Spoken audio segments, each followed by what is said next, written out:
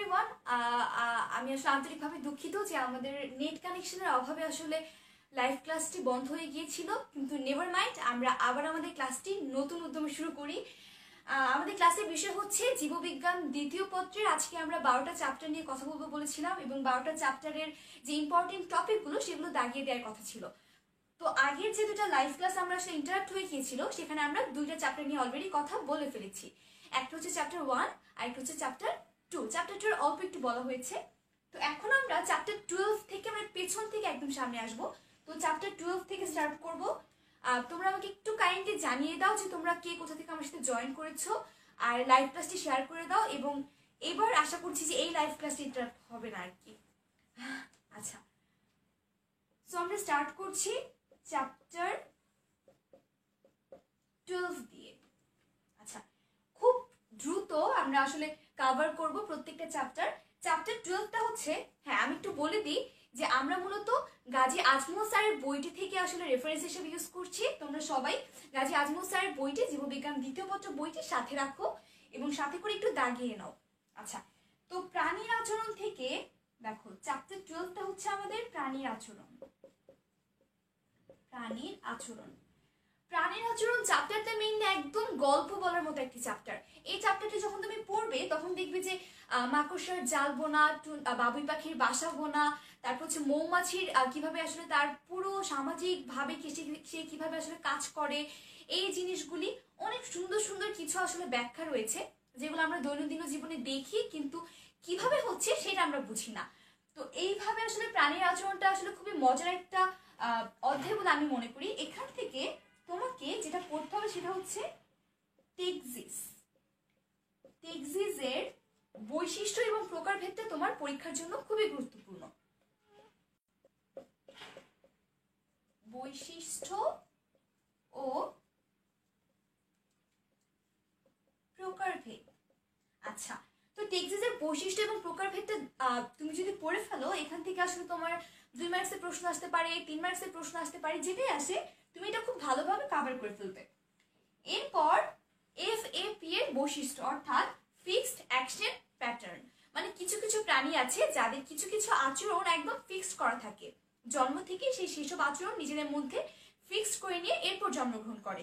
তো এই যে FAP মানে ফিক্সড অ্যাকশন প্যাটার্ন, এইটার সবগুলো যে বৈশিষ্ট্য দেওয়া আছে সবগুলো বৈশিষ্ট্য তোমার মনে রাখতে হবে। কেননা পরীক্ষায়, মানে এইবার যারা HSC পরীক্ষা তোমরা দিচ্ছ তাদের জন্য ফিক্সড অ্যাকশন প্যাটার্নের যে বৈশিষ্ট্যগুলো রয়েছে সেগুলো 3 মার্কসের জন্য আসাটা খুবই ইম্পর্টেন্ট। 3 মার্কস। আচ্ছা, এবং ফাইনালি আমি তো এখানটাতে লিখি, ফাইনালি যেটা সেটা হচ্ছে মৌমাছির সামাজিক সংগঠন। তোমাদের এই অধ্যায়টাতে আসলে অনেক কিছু আছে।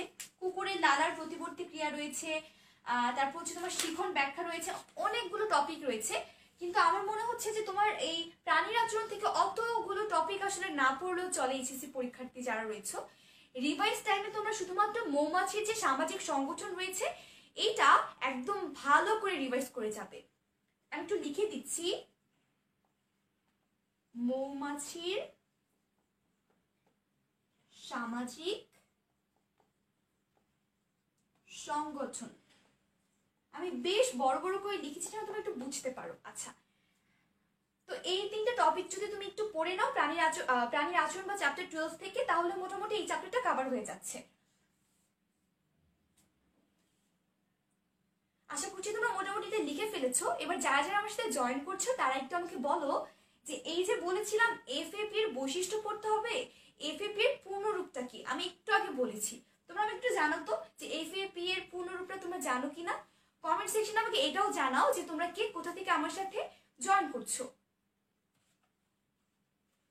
আমরা চ্যাপ্টার 11 চলে যাচ্ছি।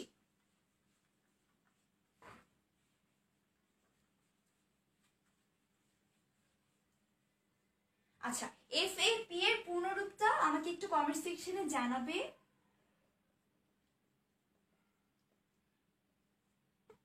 চ্যাপ্টার 11টা হচ্ছে জিন তত্ত্ব এবং বিবর্তন। যখন আমি আমাদের 10 MS লাইভ গ্রুপটিতে পোস্ট করেছিলাম যে আজকে রাত 10টায় আমাদের লাইভ ক্লাসটি হবে, তখন আমাকে অনেকে আসলে কমেন্টে বলেছো যে আপু জিন তত্ত্ব চ্যাপ্টারটিতে আমাদের খুবই সমস্যা। ঠিক আছে, এই চ্যাপ্টারটি নিয়ে আসলে আজকে আলোচনা করার চিন্তা ভাবনা ছিল অল্প একটু, কিন্তু যেহেতু আমাদের সময়টা একটু কম, তো আমরা আগে একটু সাজেশনটা নিয়ে নিই, তো আরেকদিন এই চ্যাপ্টারটা নিয়ে পূর্ণ আলোচনা করা হবে। এই চ্যাপ্টারের সাজেশনে যাওয়ার আগে আমি একটু চেক করবো যে তোমরা কে কোথা থেকে জয়েন করেছো, এবং লাইভ ক্লাসটা একটু শেয়ার করে দাও।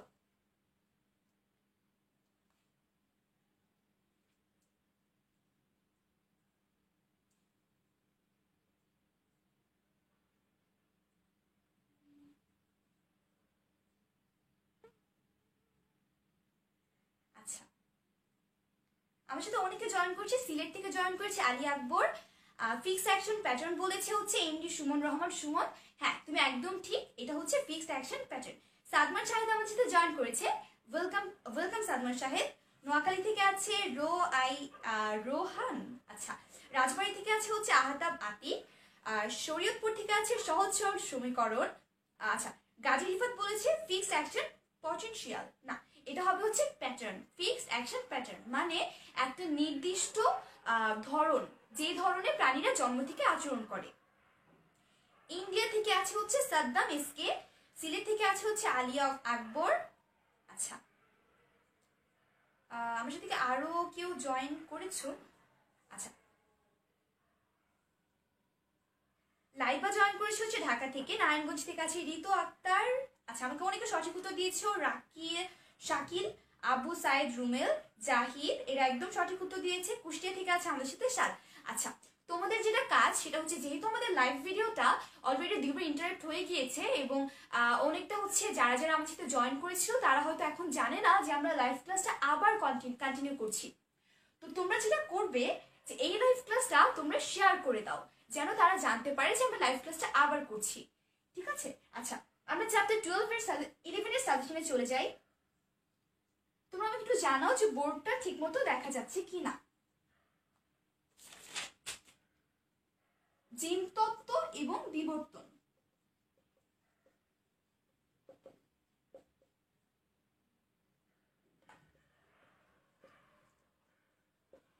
এখান থেকে তোমাদের কিছু সংজ্ঞা শিখতে হবে, যেমন হচ্ছে ফ্যাক্টর, তারপর হচ্ছে লোকাস, তারপর হচ্ছে তোমার টেস্ট ক্রস এবং ব্যাক ক্রস। তোমরা যদি তোমাদের গাজী আজমল স্যারের বইটা আসলে সাথে রাখো, তাহলে দেখবে যে একদম বইয়ের শেষের দিকে, মানে চ্যাপ্টারটার শেষে কিছু সংজ্ঞা একসাথে করে দেয়া আছে। তুমি যদি সেখানে একটু লক্ষ্য করো, তাহলে এই সংজ্ঞাগুলো তুমি খুঁজে পেয়ে যাবে একদম একসাথে। আমি কি কি সংজ্ঞা বলেছি? একটা হচ্ছে তোমার ফ্যাক্টর, এই সংজ্ঞাটা তোমার পরীক্ষার জন্য খুবই গুরুত্বপূর্ণ। লোকাস, লোকাস হচ্ছে যেখানে তোমার জিন অবস্থান করে। টেস্ট ক্রস এবং ব্যাক ক্রস। ব্যাক ক্রস, এগুলো হচ্ছে তোমার সংজ্ঞা। এগুলো তোমার জ্ঞানমূলক প্রশ্নের জন্য খুবই গুরুত্বপূর্ণ। তো এগুলো একটু খাতায় তুলে নাও তোমরা, বা বইয়ে দাগিয়ে নিতে পারো। তো এর মধ্যে আমি একটা প্রশ্ন করি তোমাদের, তোমরা বলো তো, এই যে জিনতত্ত্ব বা বিবর্তন চ্যাপ্টারটি আমরা পড়ছি, এই জিনতত্ত্বের জনককে? তোমরা কি জানো জিনতত্ত্বের জনককে? তোমরা যারা যারা জিনতত্ত্বের জনককে সেই অ্যান্সারটি জানো, তারা আমাকে একটু কমেন্ট সেকশনে জানিয়ে দাও। আমি একটু দেখি কারা কারা আমাকে সঠিক উত্তর দিতে পেরেছো। আচ্ছা, আমাদের সাথে আবারও অনেকে জয়েন করছে, থ্যাংক ইউ সো মাচ। দুইবার ইন্টারাপ্ট হওয়ার পরও আবার তোমরা জয়েন করছো, সেই জন্যে।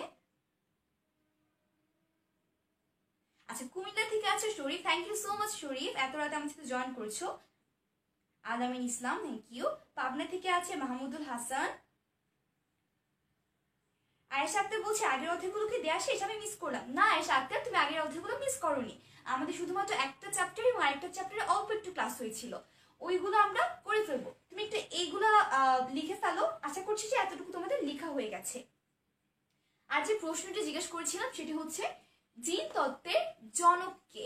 তোমরা যদি উত্তরটি জেনে থাকো আমাকে একটু ঝটপট কমেন্ট সেকশনে জানাও, আর লাইভটি অবশ্যই শেয়ার করে দাও, যেন সবাই মিলে একসাথে আমরা এই সাজেশনমূলক ক্লাসটি করতে পারি। আচ্ছা, এই সংজ্ঞাগুলো যেগুলো ছিল, সংজ্ঞাগুলোর পরে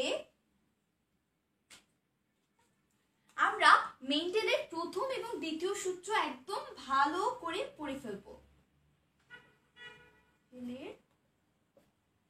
প্রথম ও দ্বিতীয়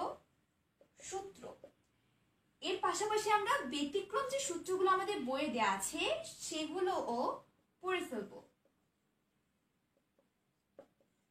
এই মেন্ডেলের প্রথম ও দ্বিতীয় সূত্র এবং ব্যতিক্রম সূত্রের যে উদাহরণ এবং ছকসমূহ রয়েছে এইগুলো তোমার পরীক্ষার জন্য খুবই গুরুত্বপূর্ণ।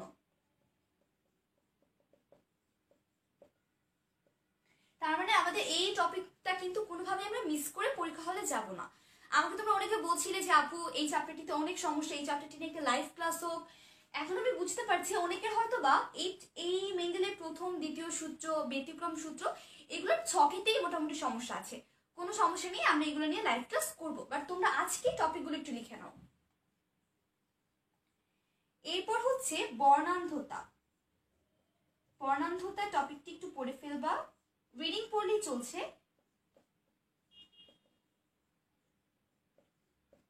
হিমোফিলিয়া এই টপিকটিও খুবই গুরুত্বপূর্ণ পরীক্ষার জন্য। এবং finally A B O ABO blood গ্রুপের বৈশিষ্ট্য।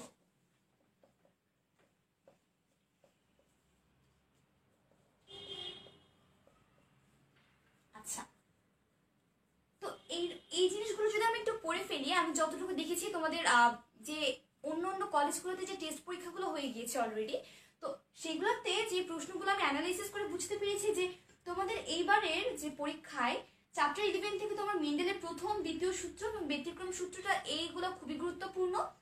তার সাথে সাথে তোমার বর্ণান্ধতা এই টপিকটি তোমাকে পড়ে ফেলতে হবে, হিমোফিলিয়া টপিকটি পড়বে এবং এবিও ব্লাড গ্রুপের যে বৈশিষ্ট্য রয়েছে সেটি পড়বে। আচ্ছা, তোমরা কি জানো যে এবিও ব্লাড গ্রুপের আরেকটি নাম রয়েছে? যারা জানো তারা আমাকে কমেন্ট সেকশনে জানাও তো যে এই যে এবিও ব্লাড গ্রুপ যেটার বৈশিষ্ট্য আমাদেরকে পড়তে হবে সেটার আরেকটা যে নাম রয়েছে সেই নামটি কি? আমি একটু দেখবো কারা আমাকে কমেন্ট করতে পেরেছো এবং সঠিক উত্তরগুলো নিয়েই আমরা আসলে চ্যাপ্টার 10 চলে যাব। আর হ্যাঁ, লাইভটা একটু তোমরা শেয়ার করে ফেলো।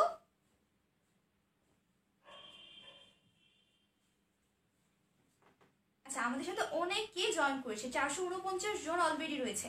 থ্যাংক ইউ সো মাচ, সবাই আবার আমার সাথে জয়েন করেছো সেজন্য।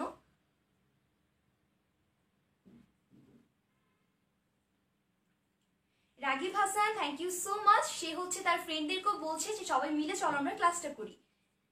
এরকম এনগেজিং মনোভাব থাকাটা খুবই দরকার। ডোরেমন বলেছে এগুলো অনেক ইজি।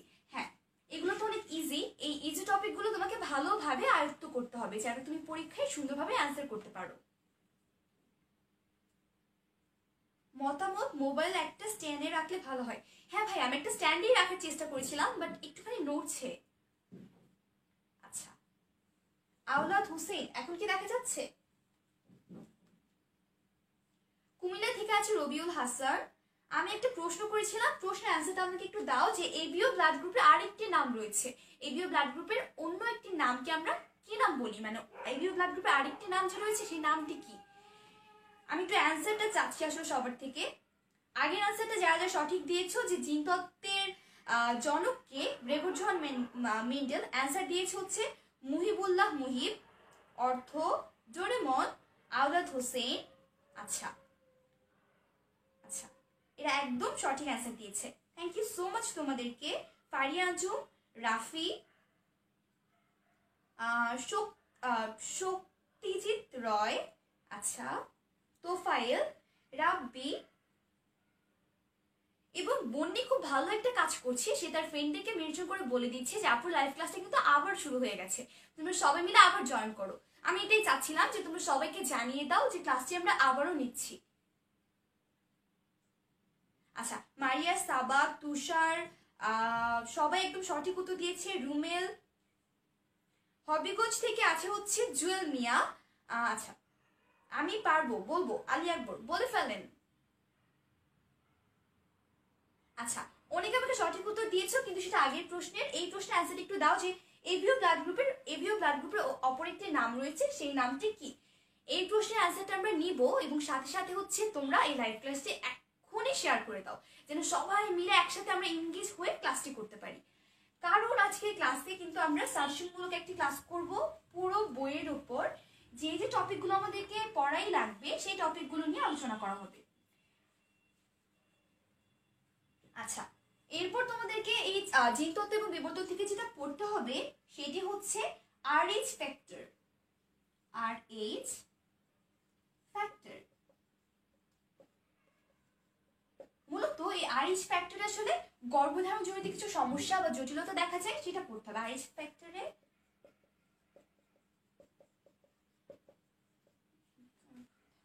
জনিত জটিলতা। তোমরা কিন্তু এই যে আমি টপিকগুলো বলে দিচ্ছি এগুলো তোমরা বইয়ে একটুখানি খুঁজলেই কিন্তু পেয়ে যাবে। তোমরা একটু টপিকগুলো খাতায় নোট ডাউন করে ফেলো এবং এই টপিকগুলোতে একদম ভালোভাবে কনসেন্ট্রেট করে টপিকগুলো কমপ্লিট করে ফেলো। আর হ্যাঁ, যে টপিকগুলো আমি লিখছি এগুলোর মধ্যে তোমাদের যে টপিকগুলোতে সমস্যা আছে বা তোমরা একদমই বুঝতে পারছো না সেগুলো আমাকে অবশ্যই কমেন্ট সেকশনে এক্ষুনি জানিয়ে দাও, যেন আমি লাইভ ক্লাসটা শেষ হওয়ার পর ওই টপিকগুলোকে একসাথে করে নেক্সট লাইভ ক্লাসটা নিতে পারি। ল্যামার্কের সূত্র, এটা কিন্তু খুবই গুরুত্বপূর্ণ।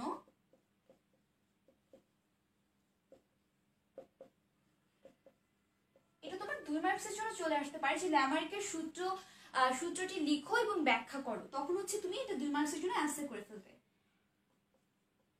ডারউইনবাদ এবং নব্য ডারউইনবাদ, এখানে মূলত দুইটা টপিক আছে আমাদের ডারউইনবাদ নিয়ে, একটা হচ্ছে ডারউইনবাদ, একটা হচ্ছে নব্য ডারউইনবাদ। তো দুইটা টপিকই তোমার আসলে খুব ভালো করে আয়ত্তে রাখতে হবে, কেননা যখন আমাদের জিনতত্ত্ব এবং বিবর্তন থেকে সৃজনশীল প্রশ্ন করা হয় এইচএসসিতে, তুমি খেয়াল করে দেখবে যে ক খ এই দুইটা প্রশ্ন হচ্ছে অন্য কোনো চ্যাপ্টার থেকে দেওয়া হয়ে গেছে এবং গ নাম্বার যে প্রশ্নটি রয়েছে সেটা হয়তোবা তোমার কারো ব্লাড গ্রুপ নিয়ে করা হয়েছে, অথবা দেখা যায় যে এরকম ল্যামার্কের সূত্র ব্যাখ্যা করতে বলা হয়েছে, অথবা এবং 4 নাম্বার যে প্রশ্নটি থাকে উচ্চতর দক্ষতামূলক প্রশ্ন, সেখানে এই ডারউইনবাদ এবং নব্য ডারউইনবাদ যেটা এই টপিকটা নিয়ে কিন্তু তোমার প্রশ্ন করা থাকে। সো এই টপিকগুলো যেগুলো লিখে দিলাম এগুলো যদি তুমি বাসায় একবার করে প্র্যাকটিস করে ফেলো তাহলে আমি এক্সপেক্ট করবো যে চ্যাপ্টার 11টা মোটামুটি কিন্তু তোমার আয়ত্তে চলে আসবে। আর একদম শুরুর যেটা মানে হচ্ছে যে মেন্ডেলের প্রথম সূত্র, দ্বিতীয় সূত্র এবং ব্যতিক্রম যে সূত্রটা রয়েছে, যে ছকগুলো রয়েছে সেগুলো তোমাদের কাছে হয়তো একটু কঠিন লাগছে, তো সেক্ষেত্রে সেই টপিকগুলোর উপরে লাইভ ক্লাস নেওয়ার আমি চেষ্টা করব। বাট বাকি যে টপিকগুলো রয়েছে সেগুলো কিন্তু খুবই সহজ, তো সেগুলো তুমি একটু বাসায় পড়ে ফেলার চেষ্টা করো, যেহেতু এখন আমরা খুব বিশাল একটা সময় পাচ্ছি, যেহেতু এইচএসসি পরীক্ষা পোস্টপোন হয়ে গিয়েছে, তো তোমরা এই সময়টাতে বেশ ভালো করে কিন্তু ঝালাই ফালাই করে ফেলতে পারো। আচ্ছা, তো চ্যাপ্টার 11 শেষ হয়ে গেছে, আমরা একটু ঝটপট যাব। চ্যাপ্টার হচ্ছে 10। চ্যাপ্টার 10 যাওয়ার আগে আমি দেখবো আমাকে উত্তরটা দিতে পেরেছো কিনা কেউ। আমি বলেছিলাম এবি ও ব্লাড গ্রুপের অপর নাম কি? আচ্ছা, কোষ রসায়ন নিয়ে একটি ক্লাস নেবেন আশা করি। সাজিদুল ইসলাম বলেছে, হ্যাঁ চেষ্টা করব।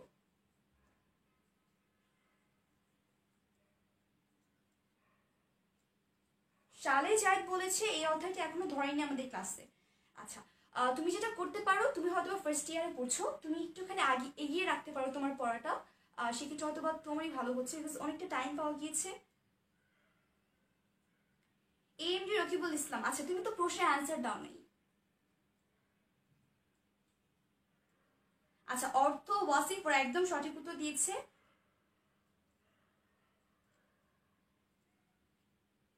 আচ্ছা, আব্দুল্লাহ মামুন, হ্যাঁ এটা হচ্ছে আমাদের টেনিমাস লাইভ যে গ্রুপ রয়েছে সেখানে দেখবে যে 10 মিনিট স্কুল থেকে একটা তোমাকে আজকের সারাদিন যে লাইভ ক্লাসগুলো হয়েছে সেই রুটিনটা দেওয়া আছে, তুমি ওটা একটু চেক করে নিতে পারো।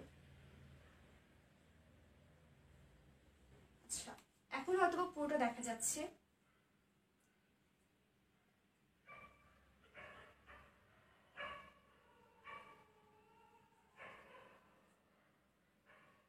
সবাই উত্তর করছে ল্যান্ডস্টেইনার ব্লাড গ্রুপ।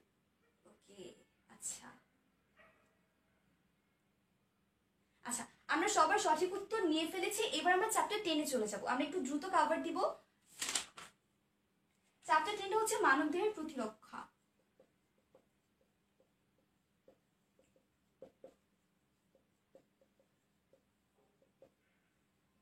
আচ্ছা, মানবদেহের প্রতিরক্ষা থেকে আমাদের যে টপিকগুলো পড়তে হবে, একদম শুরুতে হচ্ছে প্রথম, দ্বিতীয় এবং তৃতীয় যে তোমার প্রতিরক্ষা স্তরগুলো রয়েছে সেগুলোর উপাদানগুলো পড়ে ফেলবে, সেগুলোর ভূমিকাটা জেনে ফেলবে।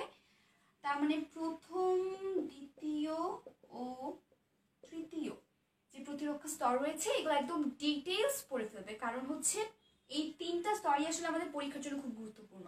তোমার এইচএসসিতে যদি মানবদেহের প্রতিরক্ষা থেকে কোনো প্রশ্ন করা হয় তাহলে কিন্তু প্রথম, দ্বিতীয় এবং তৃতীয় স্তর থেকে অবশ্যই একটা প্রশ্ন থাকবে, তাই এই টপিকটা কোনোভাবেই বাদ দিচ্ছ না। এরপর হচ্ছে তোমার ম্যাক্রোফেজ, নিউট্রোফিল,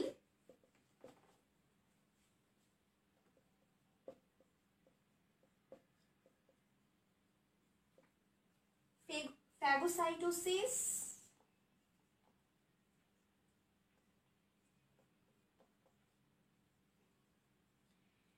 এদের ধাপগুলো শিখে ফেলতে হবে।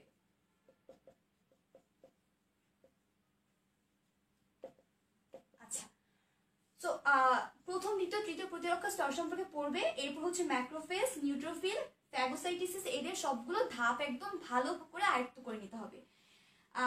এরপর তোমার জন্য যে প্রশ্ন এখন সেটা হচ্ছে, বলো তো এই যে ফ্যাগোসাইটোসিস এইটা মানে কি, মানে ফ্যাগোসাইটোসিস প্রক্রিয়াটা আসলে কি? তোমরা কি জানো যে আসলে ফ্যাগোসাইটোসিস জিনিসটা কি? যদি তোমরা কেউ জেনে থাকো বা তোমাদের যদি এই ব্যাপারে কোনো কনসেপ্ট থেকে থাকে তোমরা আমাকে একটু কমেন্ট সেকশন জানো, আমি দেখবো যে কারা জানো যে ফ্যাগোসাইটোসিসটা কি। ধাপ বলতে হবে না, জাস্ট এইটার কনসেপ্টটা আমার সাথে লাইভ কমেন্টে শেয়ার করো আর কি। আমি একটু দেখবো যে কারা কারা আমাকে কমেন্ট করতে পেরেছো। আচ্ছা, 478 জন দেখছে, 474। ওয়াও,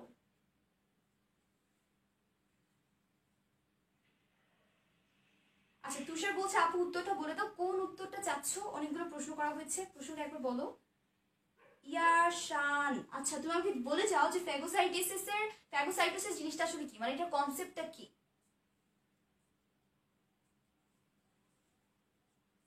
আচ্ছা এবার বোধহয় দেখ, সবার বোর্ড দেখতে সমস্যা হচ্ছে, এবার বোধহয় সমস্যা হচ্ছে না হওয়ার কথা।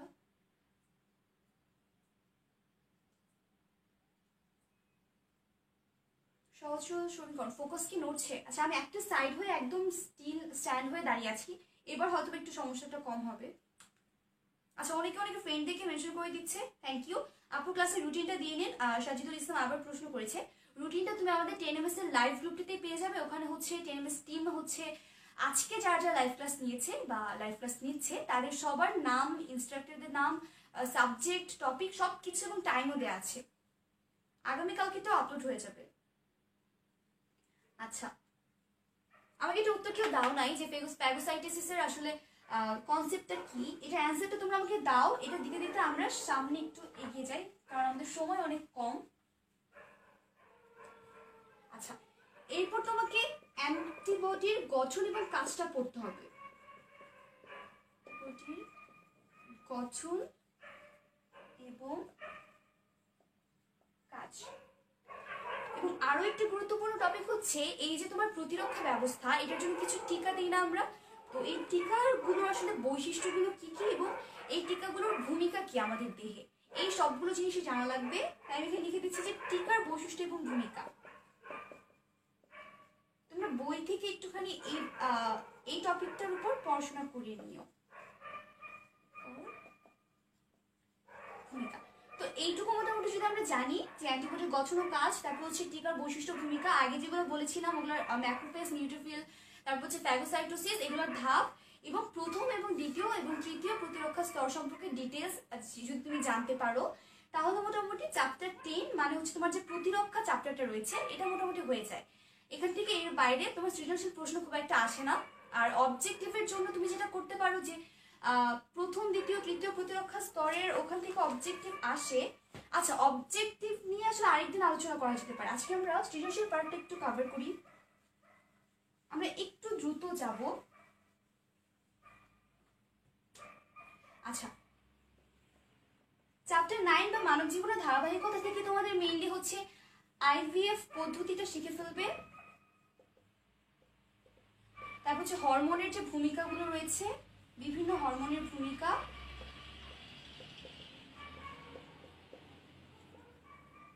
মানুষের ভ্রূণের পরিস্ফুটন,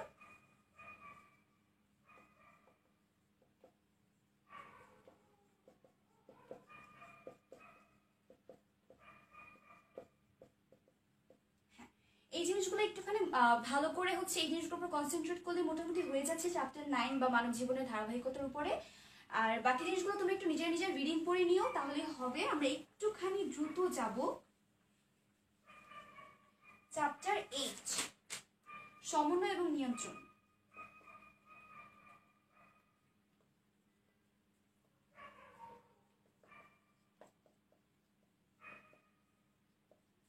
এখান থেকে তোমার যে নিউরন রয়েছে ওইটা A to Z পড়ে ফেলতে হবে। তারপর হচ্ছে মস্তিষ্কের যে পার্টটা আছে সেখানে অগ্র মস্তিষ্ক, পশ্চাৎ মস্তিষ্ক, মধ্য মস্তিষ্ক সবগুলো সম্পর্কে একদম ডিটেলস তুমি পড়ে ফেলবে।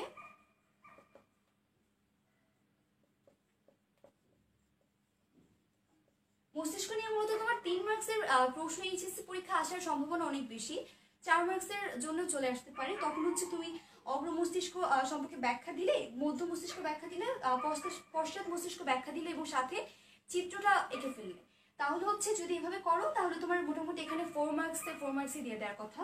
একটুখানি গুছিয়ে লিখতে হবে আর কি। এটা তোমার উচ্চতর দক্ষতামূলক যে প্রশ্নগুলো থাকে সেখানে এই ধরনের প্রশ্ন আসে আর কি। এবং এরপর গুরুত্বপূর্ণ হচ্ছে স্নায়ুর নামগুলি এবং কাজ। তারপরে যে আমাদের অঙ্গাণু রয়েছে এর মধ্যে সবচেয়ে ইম্পর্টেন্ট হচ্ছে তোমার চোখ।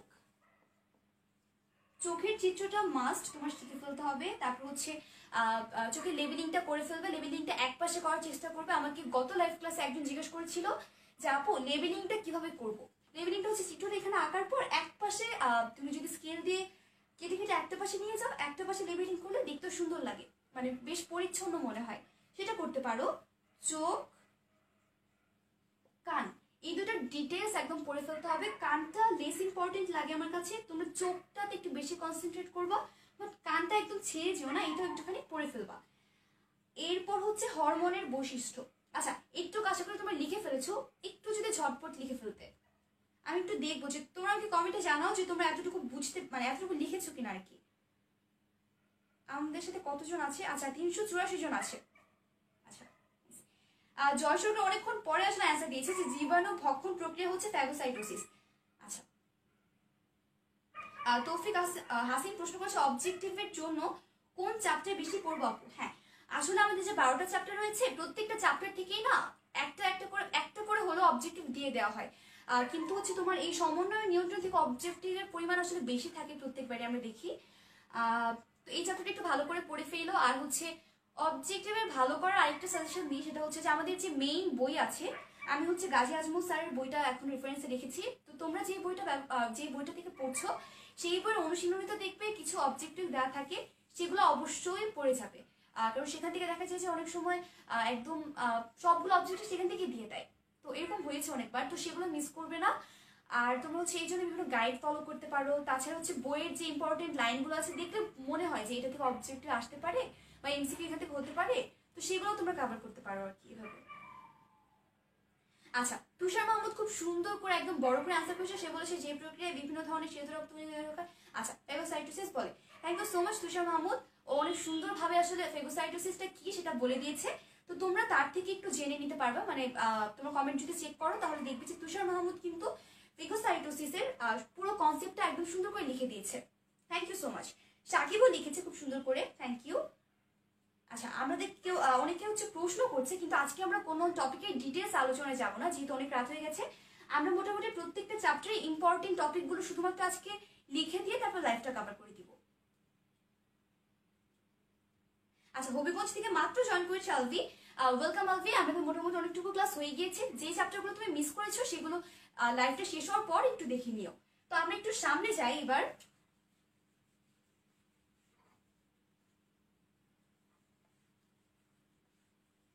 আচ্ছা, সমন্বয় নিয়ন্ত্রণ থেকে তারপর তোমাকে হরমোনের বৈশিষ্ট্যগুলো পড়ে ফেলতে হবে। এটা কিন্তু খুবই গুরুত্বপূর্ণ, হরমোনের বৈশিষ্ট্য। আচ্ছা, আমার যেটা মনে হয় যে আমাদের এইচএসসি পরীক্ষার্থী যারা রয়েছে তাদের জন্য হরমোনের বৈশিষ্ট্যগুলো খুব গুরুত্বপূর্ণ। আমাদের এইচএসসি পরীক্ষায় অ্যাটলিস্ট একটা প্রশ্ন আসবেই দেখবে হরমোনের বৈশিষ্ট্য থেকে। এটা আসলে খুবই ইম্পর্টেন্ট একটা টপিক, তো এটা খুব ভালোভাবে কভার করার চেষ্টা করবে। এবং ফাইনালি এই হরমোনের যে পজিটিভ এবং নেগেটিভ ইফেক্টগুলো রয়েছে আমাদের উপর সেইগুলো একটু পড়ে ফেলবে। আচ্ছা, পজিটিভ অ্যান্ড নেগেটিভ ইফেক্ট।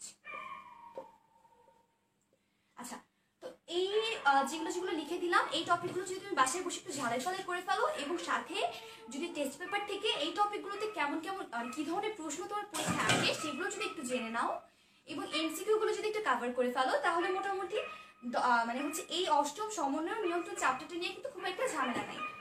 আসলে আমরা যেটা করি যে আমাদের মনে হয় যে বায়োলজি বইটা বোধহয় খুব কঠিন, আর যেহেতু অনেক মানে মোটামুটি বইটাতে বেশ অনেক কিছু লেখা, সো আমাদের একটু ভয় লাগে।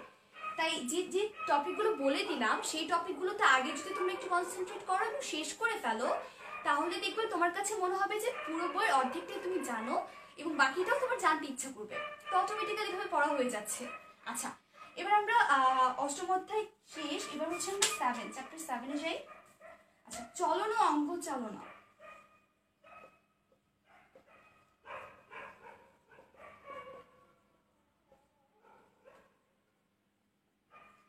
এখান থেকে মেইনলি একটা প্রশ্ন আছে না যে দেখো পেশিতে টান পড়ে কিন্তু ধাক্কা দেয় না, এই প্রশ্নটা খুব ইম্পর্টেন্ট। এটা তোমার 2 মার্কসের জন্য আসতে পারে, ব্যাখ্যামূলক প্রশ্নের জন্য। তো এটা একটু লিখে রাখবো আমি, হ্যাঁ লিখে দিই।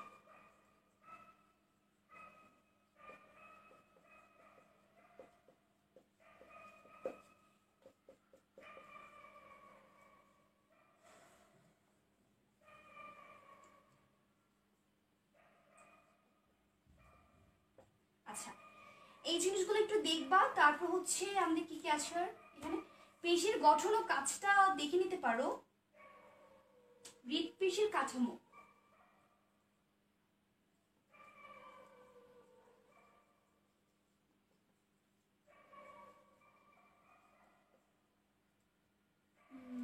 আচ্ছা এখানে দেখো এই চ্যাপ্টারটাতে তোমার সন্ধির আঘাত, প্রাথমিক চিকিৎসা, মানে এই চ্যাপ্টারটাতে তুমি বেশ কিছু চিকিৎসা পাবা, মানে প্রাথমিক চিকিৎসা, যেমন তোমার সন্ধির আঘাত, তারপর হচ্ছে অস্থি ভঙ্গ, তোমার কোনো হাড়গোড় ভেঙে গেলে বা কোনো হচ্ছে জয়েন্টে যদি মানে মচকে যায় তখন তোমাকে কি কি প্রাথমিক চিকিৎসা করতে হবে। তো এই রিলেটেড ব্যাপারগুলো আসলে তোমার না রিডিং পড়তে হবে, তুমি এটা গল্পের মতো করে একদম পড়ে ফেলো, কারণ এগুলো আমাদের জন্য জানাটা আসলেও খুব দরকার। শুধু যে পরীক্ষায় আসার জন্য জানা দরকার সেরকম না, তোমার সামনের মানুষটা বা তোমার পাশের মানুষটা যদি এরকম কিছু হয়, এরকম কোনো দুর্ঘটনার যদি শিকার হয়, তাহলে যেন তুমি তাকে তৎক্ষণাৎ সাহায্য করতে পারো। সেই জন্য এই টপিকগুলো একদম ভালো করে একটু পড়ে ফেলো, একদম গল্পের মতো করে পড়লেই হবে। চ্যাপ্টার 7 থেকে মোটামুটি এই জিনিসগুলো দেখলেই হয়ে যাচ্ছে। চ্যাপ্টার 6 আমরা একটুখানি দ্রুত যাচ্ছি কারণ আমাদের সময় খুব কম, আর কভার করার চেষ্টা করছি আসলে, এই জন্য অনেক কিছু মিসও হয়ে যাচ্ছে মনে হচ্ছে। চ্যাপ্টার 6 যেটা বর্জ্য নিষ্কাশন,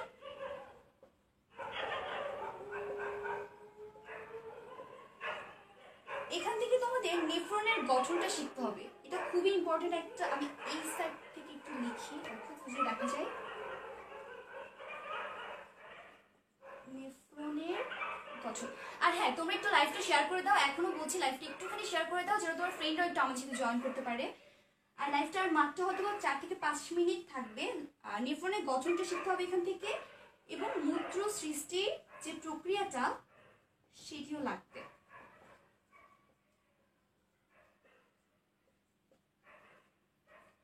সবচেয়ে ইম্পর্টেন্ট হচ্ছে বৃক্ক এর গঠন, এটা আসলে আমাদের যখন আমরা বর্জ্য নিষ্কাশনে আসি তখন কিন্তু বৃক্ক এবং এর গঠন এটা অবশ্যই লাগে, এটা এটা বাদ দিয়ে আমরা এই চ্যাপ্টারটা কল্পনাই করতে পারি না।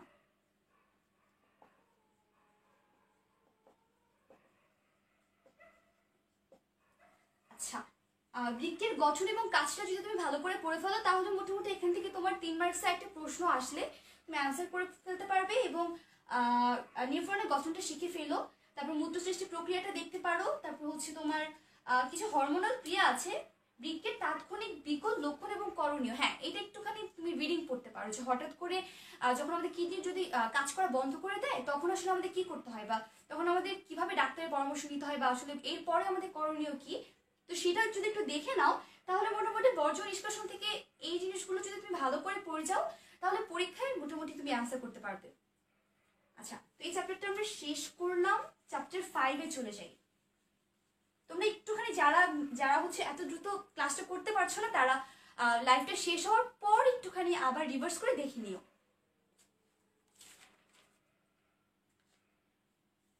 আচ্ছা চ্যাপ্টার 5,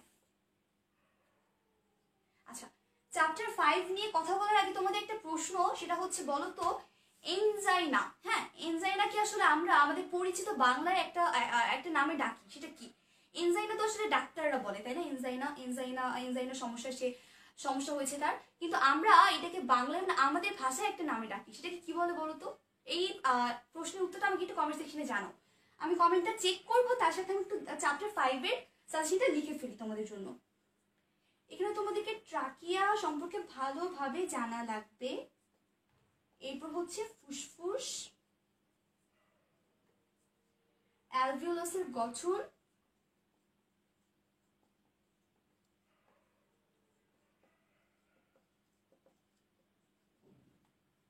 কার্বন ডাই অক্সাইডের গ্যাসীয় পরিবহন, এটা খুব ইম্পর্টেন্ট এই চ্যাপ্টার 5, মানে শ্বসন এবং শ্বাসক্রিয়া থেকে কার্বন ডাই অক্সাইডের গ্যাসীয় পরিবহন, এই টপিকটা কিন্তু খুব গুরুত্বপূর্ণ। এবং শেষ যেটা সেটা হচ্ছে ধূমপায়ী ও অধূমপায়ী মানুষের মধ্যে আসলে মানুষের যে ফুসফুস, এটার মধ্যে পার্থক্যটা করে ফেলবে। মানে যারা ধূমপান করে আর যারা ধূমপান করে না তাদের হচ্ছে ফুসফুসে একটু তফাৎ রয়েছে। তুমি যদি বইয়ে এই টপিকটা একটু দেখো তাহলে তুমি বুঝতে পারবে। তো সেই তুলনামূলক যে টপিকটা রয়েছে সেই টপিকটা একটু পড়ে ফেলো। মোটামুটি চ্যাপ্টার 5 মানে শ্বসন এবং শ্বাসক্রিয়া থেকে এইটুকুই তুমি যদি জেনে ফেলো বা ভালো করে আইডিয়া নাও বা কনসেপ্টটা নিয়ে ফেলো, এবং সাথে তোমার টেস্ট পেপারে যে যে প্রশ্নগুলো অনেক এসেছে সেই প্রশ্নগুলো দেখে নিবা। আর আর হচ্ছে আর যেটা সাজেশন দেওয়া যায়, হ্যাঁ তোমার বই থেকে তোমার বইয়ের শেষে দেখবে যে অনেকগুলো অবজেক্টিভ দেওয়া আছে, ওগুলো কিছুতেই মিস করবে না, ওই এমসিকিউ গুলো একদম কভার করে ফেলবে। তাহলে মোটামুটি চ্যাপ্টার 5-এর কনসেপ্টটা আশা করছি ক্লিয়ার হয়েছে বা পরীক্ষায় আনসার করতে পারবে। আচ্ছা আমি একটা প্রশ্ন করেছিলাম তোমাদেরকে, সেটা হচ্ছে যে আমি দেখবো যে কারা আমাকে প্রশ্নের উত্তর দিতে পেরেছো, যে এনজাইনাকে ডাক্তার এনজাইনা বলে, বাট আমরা যারা আমরা ডাক্তার না তারা আমরা আসলে এনজাইনাকে কি বলি? আচ্ছা প্রশ্নটা একটুখানি অদ্ভুত, বাট আমি দেখবো যে কারা সঠিক উত্তর দিয়েছো আমাকে।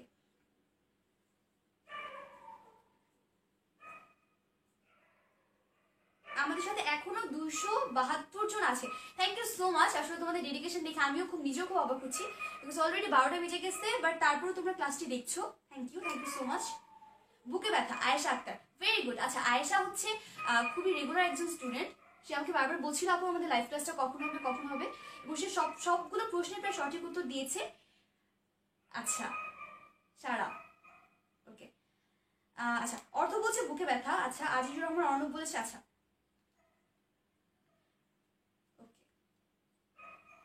না ইংলিশ ডিভিশন না, আজকের আমাদের লাইভ ক্লাসে হচ্ছে মোটামুটি এতটুকুই, 12টা পর্যন্ত ক্লাসের রুটিন ছিল।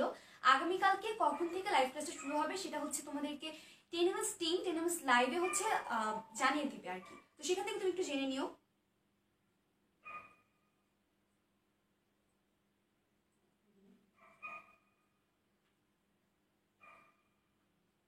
আচ্ছা এখনো অনেকে ফেগোসাইটোসিসের সংজ্ঞা দিয়ে যাচ্ছে।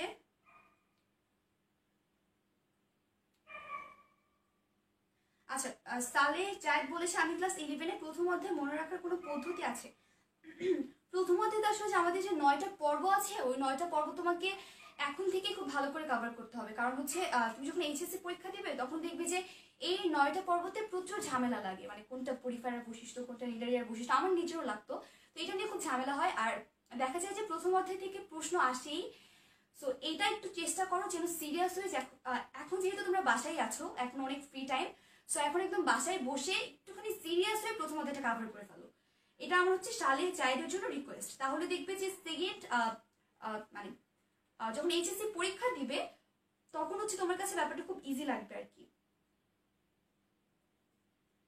আজিজুর রহমান অর্ণব, আচ্ছা এটা রিজন হচ্ছে যে যদি আমরা মানে যে প্রশ্নটা করা হয়েছে সেরকম যদি প্রাসঙ্গিক উত্তর না দিই, দেখা যায় যে অনেক সময় প্রশ্ন করে যে প্রশ্নটা করা হয় সেটার প্রাসঙ্গিক আমরা অ্যান্সার করি না, অনেক ঘুরিয়ে পেঁচে উদ্দীপক দিয়ে অ্যান্সার করি।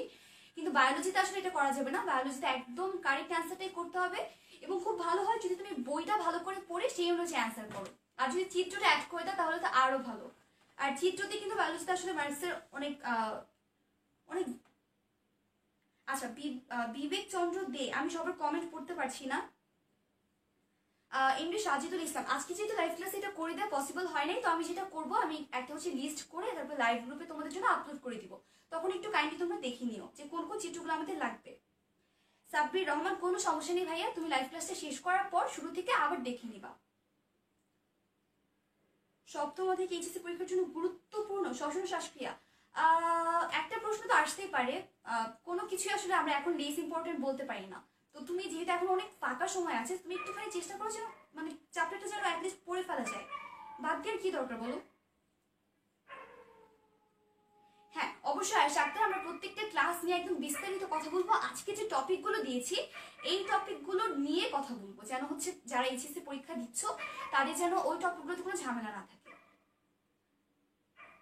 চৌধুরী নাহিয়ান, আচ্ছা অস্থি শুনতে পড়তে হবে? হ্যাঁ অবশ্যই পড়া লাগবে। হ্যাঁ এমবি সাজিদুল ইসলাম, হ্যাঁ এই কাজটা আমি তোমাদের লাইভে তোমাদের জন্য এটা আপলোড করে দিব। এই যে কাদের আমাদের টেনিস টিম লাইভ গ্রুপে তোমাদের জন্য রুটিনটা আপলোড করে দিবে।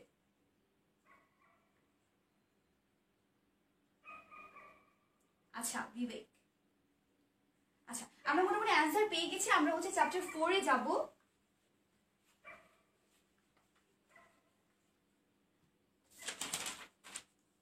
আচ্ছা চ্যাপ্টার 4 হচ্ছে তোমার রক্ত, অধ্যায় 4।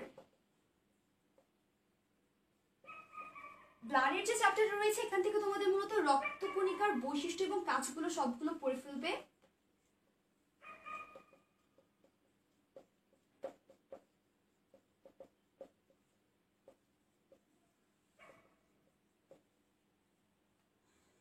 এবং এগুলো যদি একটুখানি পড়ে ফেলো, তার সাথে আর কি কি আছে দেখি। হৃৎপিণ্ডের গঠনটা লাগবে এখান থেকে চিত্র সহ।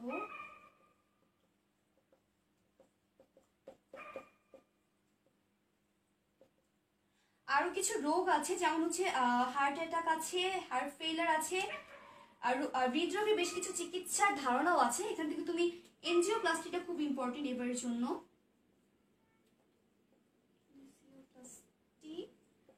হার্ট ফেলিওর,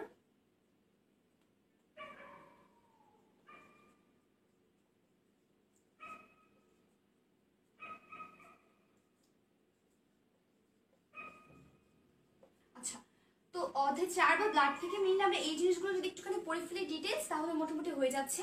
আর অধ্যায় 4টা কিন্তু আমাদের এইচএসসি পরীক্ষার্থীদের জন্য সবসময় খুব ইম্পর্টেন্ট থাকে, কারণ এখান থেকে সবসময় দেখা যায় যে একটা সৃজনশীল প্রশ্ন পরীক্ষায় চলেই আসে। আর স্পেশাল যারা মেডিকেলে পরীক্ষা দেয় এইচএসসির পরে, তাদের জন্য এই চ্যাপ্টারটা খুবই খুবই খুবই গুরুত্বপূর্ণ। সবার আগে দেখা যায় যে অ্যাডমিশন ক্লাসগুলোতে এই চ্যাপ্টারটা সবার আগে একদম শুরু করা হয়, কারণ এই চ্যাপ্টারটা খুবই ইম্পর্টেন্ট। তো এই চ্যাপ্টারটা তোমরা কিছু বাদ না দেওয়াটাই আসলে বেটার। বাট স্টিল যদি তোমরা শেষ রিভিশন টাইম বলো, তাহলে এই জিনিসগুলো একটুখানি চালাই ফালাই করে ফেলতে পারো। আশা করবো যে তোমরা এতটুকু লিখে ফেলেছো। আমরা একটু সামনে মুভ করি, অনেকটা টাইম হয়ে গিয়েছে। আচ্ছা চ্যাপ্টার 3, মানব শরীরতত্ত্বের পরিপাক ও শোষণ। আচ্ছা এখান থেকে মেইন আমাদের যে জিনিসগুলো পড়তে হবে দেখো,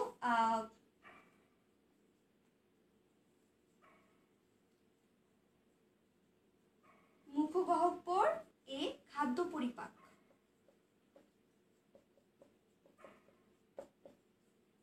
এই টপিকটা তোমরা একটু ভালো করে পড়ে নিও। এটা পর হচ্ছে পাকস্থলীতে খাদ্য পরিপাক, যেখানে তোমার তোমার হচ্ছে রাসায়নিক, তারপর যান্ত্রিক, শর্করা, আমিষ, স্নেহ, এই সব মানে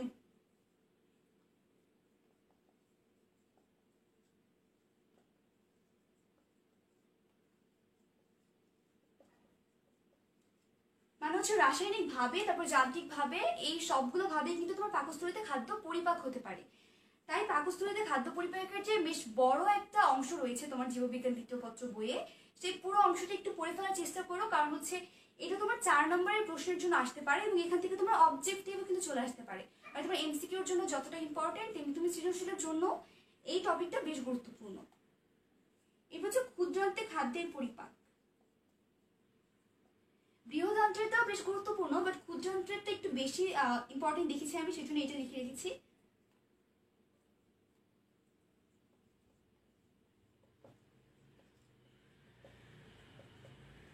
তারপর হচ্ছে যকৃতে সঞ্চয়ী ভূমিকা,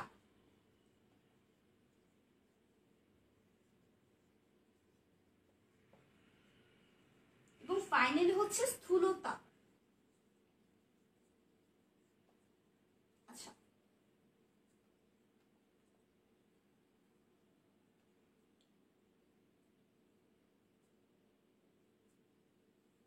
তো মোটামুটি যদি আমরা এই টপিকগুলো একটুখানি বই থেকে দেখে ফেলি, তাহলে হচ্ছে চ্যাপ্টার 3 এর একদম রিভাইজ টাইমে এই বেশি জিনিস দেখার দরকার নাই। তুমি মুখগহ্বর এবং মুখগহ্বরে কিভাবে খাদ্য পরিপাক হচ্ছে, এবং পাকস্থলীটা আসলে খুব ইম্পর্টেন্ট, যে পাকস্থলীতে খাদ্য কিভাবে পরিপাক হচ্ছে, ক্ষুদ্রান্তে খাদ্যের পরিপাকটাও দেখতে পারো, এবং যকৃতে সঞ্চয় ভূমিকা, এটা আমার কাছে মনে হয় তোমাদের এবারে এইচএসসি পরীক্ষার্থীদের জন্য খুব গুরুত্বপূর্ণ, বিকজ টেস্ট পেপার দেখে আমি এটাই মানে বুঝতে পেরেছি আর কি। সো এটা তোমরা একটু ভালো করে শিখে নিও। এবং ফাইনালি স্থূলতা, এই অংশটুকু বাদ দিও না, কারণ স্থূলতা থেকে দেখা যায় যে আমাদের 4 মার্কসের প্রশ্ন মাঝে মধ্যে চলে আসে। সো এটা একটু রিডিং পড়ে নিও, তাহলে হচ্ছে মোটামুটি চ্যাপ্টার 3 এর যে পরিপাক এবং শোষণ, একটা বিশাল চ্যাপ্টার, এটা মোটামুটি অল্প কিছু টপিক যদি তুমি ভালো করে আয়ত্ত করে ফেলো, তাহলে মোটামুটি কাভার হয়ে যাচ্ছে। আর এমসিকিউর জন্য যেটা বলবো সেটা হচ্ছে যে এই চ্যাপ্টারটা আসলে মনে রাখা একটু কঠিন, আমার কাছেও লাগতো। তো এখানে এমসিকিউর জন্য তুমি গাইডের হেল্প নিতে পারো, তাছাড়া বইয়ের দেখবে যে কিছু টিচাররা যখন ক্লাস নিচ্ছে, বা এখানে যদি আমরা ক্লাস নিই লাইভ, তাহলে ইম্পর্টেন্ট যে লাইনগুলো বা এমসিকিউগুলো সেগুলো হয়তো বলে দেওয়া যাবে।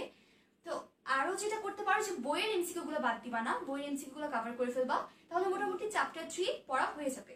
আচ্ছা, তো ফাইনালি আমরা হচ্ছে চ্যাপ্টার 2, আচ্ছা চ্যাপ্টার 2 আমরা পড়িয়েছি, রুই মাসের ক্লাসটা হয়ে গেছে অলরেডি।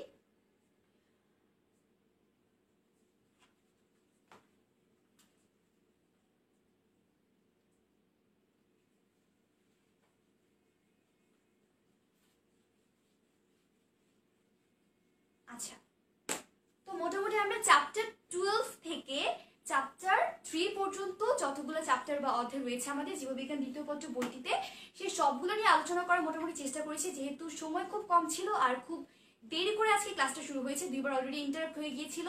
তো সব মিলিয়ে ঝামেলার কারণে হয়তো বা খুব সময় দিয়ে এক একটা চ্যাপ্টারের উপর কথা বলা হয়ে ওঠেনি, কিন্তু নেক্সট ক্লাসগুলোতে আমরা যে টপিকগুলো ইম্পর্টেন্ট সেগুলোর উপরে শুধুমাত্র লাইভ ক্লাস দিব, অধ্যায় ভিত্তিক। এখন তোমরা আমাকে কমেন্ট সেকশনে একটা প্রশ্ন করবো, সেটা উত্তর দাও, যে আমরা কিন্তু গতকালকে রুই মাছ নিয়ে পড়াশোনা করেছিলাম, তো তোমরা তো বলো তো যে রুই মাছের আইস কি ধরনের। এই উত্তরটা আমি দেখবো তোমাদের কাদের কাদের মনে আছে, সেই অ্যান্সারটা আমাকে দাও, এবং সেই অ্যান্সারটা আমি পড়বো, এবং আমাদের আজকের মতো লাইভ ক্লাসটা আমরা শেষ করবো আর কি। একটু আমি দেখি যে কারা কারা আমাকে অ্যান্সার দিতে পেরেছো, যে রুই মাছের আইসটা কি ধরনের।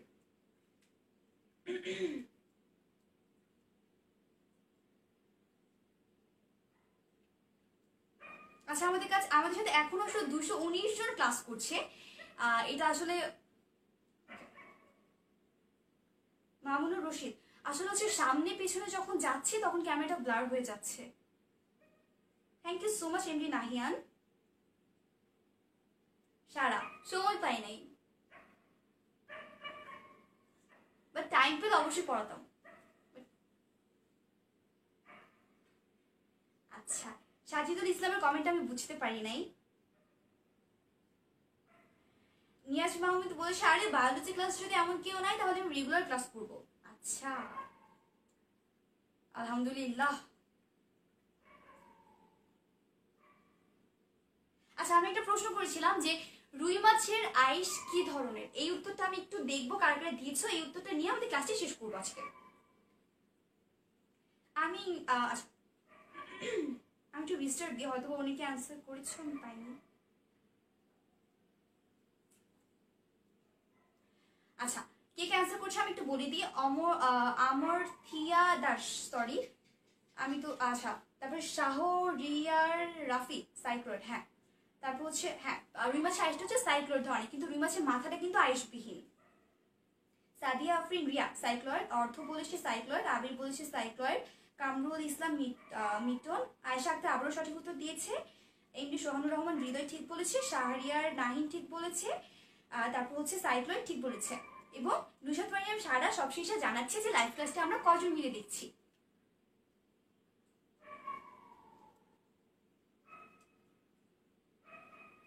থ্যাংক ইউ সো মাচ সবাইকে, সবাই আমাদের লাইভ ক্লাসটাতে পার্টিসিপেট করেছিলে। সেই জন্য এবার তোমাদের যেটা করণীয় সেটা হচ্ছে তোমরা আমাকে বলবে যে যে টপিকগুলো আমরা বলে দিয়েছি এই টপিকগুলোর মধ্যে তোমাদের কোন কোন টপিকগুলোতে খুব ঝামেলা হচ্ছে বা তোমরা বুঝতে পারবে না, বা তোমাদের ওইগুলোর জন্য আলাদা আলাদা করে লাইভ ক্লাস দরকার। তো আমি যেটা করবো যে এই লাইভ ক্লাসটির পরে তোমাদের কমেন্ট সেকশন চেক করবো এবং চেক করে সবচেয়ে মেজরিটি আসলে যে টপিকগুলো চাচ্ছে সেগুলো পিক করব এবং একসাথে করে আমরা একটা লাইভ ক্লাস দিব এবং সেখানে হচ্ছে ওই টপিকগুলো বুঝিয়ে দেওয়া হবে একদম ডিটেলসে। তো তোমরা আমাকে এখনই জানাও যে তোমাদের কোন কোন টপিক আসলে সমস্যা রয়েছে। এবং সবাইকে অনেক অনেক ধন্যবাদ। আসলে অনেকটা টাইম 12টা 10 পর্যন্ত বা 15 পর্যন্ত তোমরা আমার সাথে ক্লাস করেছো। 2বার ভিডিও ইন্টারাপ্ট হওয়ার জন্য আমি আসলে আন্তরিকভাবে দুঃখিত, নেটওয়ার্কে একটু সমস্যা ছিল। আশা করছি তোমাদের সাথে ক্লাসটি করিয়েছি তোমাদের ভালো লেগেছে এবং তোমরা বুঝতে পেরেছো, কিছুটা হলে উপকৃত হয়েছো। তো আবার দেখা হচ্ছে নেক্সট লাইভ ক্লাসে। আর তোমরা যেটা করবে যে তোমরা যারা এইচএসসি পরীক্ষা দিচ্ছ, ঘরে বসে আছো এখন, তারা ঘরে বসেই মডেল টেস্ট পরীক্ষা দিতে পারো। আমাদের 10 মিনিট স্কুল যে অ্যাপটা রয়েছে, অ্যাপটা ডাউনলোড করে নাও এবং অ্যাপে এইচএসসি মডেল টেস্ট একদম ফ্রিতে দেওয়া যায়। তো তোমরা সেই মডেল টেস্টে অংশগ্রহণ করো এবং জেনে নাও যে তোমার প্রিপারেশন কতটুকু ভালো। আর সবার সাথে আবার হয়তো দেখা হবে ইনশাল্লাহ। সবাই সেক্ষেত্রে অনেক বেশি ভালো থাকো, সবাই করোনা থেকে মুক্ত থাকো, নিজের সেফটি নিজে নিশ্চিত করো। আসসালামু আলাইকুম, টাটা।